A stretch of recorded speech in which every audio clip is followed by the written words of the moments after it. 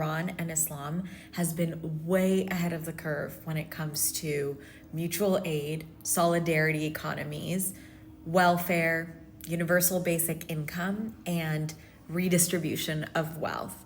So in the Quran, it specifically says that Muslims who meet a specific threshold of wealth and have the ability to do so need to give of what they have, whether that's their money, their resources, their connections, or their time, but most importantly, their money, in order for the overall welfare of society. So the very first time that the concept of zakat, or this kind of giving, alms giving, is mentioned in the Quran is super early. It's in the second chapter, basically the first page of most Qurans you will open, while the believer, who constitutes a believer, is being defined. So verse 2-3 says, those who believe implicitly, which is one of the conditions, those who attend to their duties, who willingly expend whatever we have on them bestowed, those who give of what they have.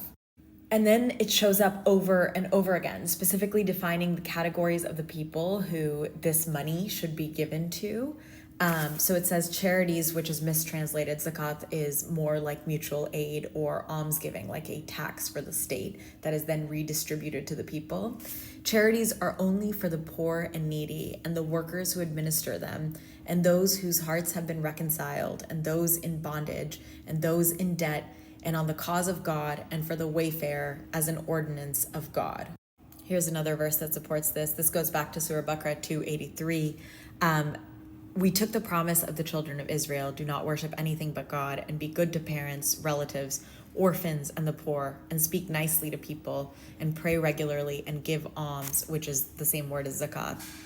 Then you reneged, except a few of you, leaving it unfulfilled. So here it's giving it as a warning, but again, it's included in one of the things that a believer must do, and that's part of our promise to God. So let's talk about the categories of who is entitled to these welfare payments, or essentially like a form of social security.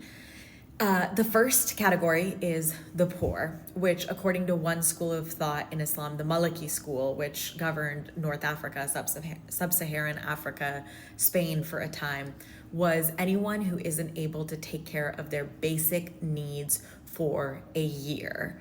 So doesn't have enough property or resources to take care of their basic needs for a full year.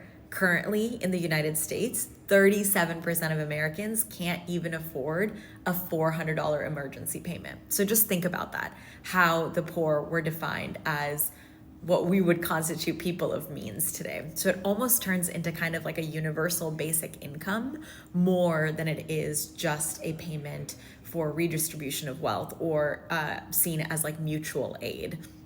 The second category are the needy, which in the time of Caliph Omar were defined pretty broadly. So the disabled, the elderly, widows and orphans, and then anyone who had fought in wars, so soldiers and veterans.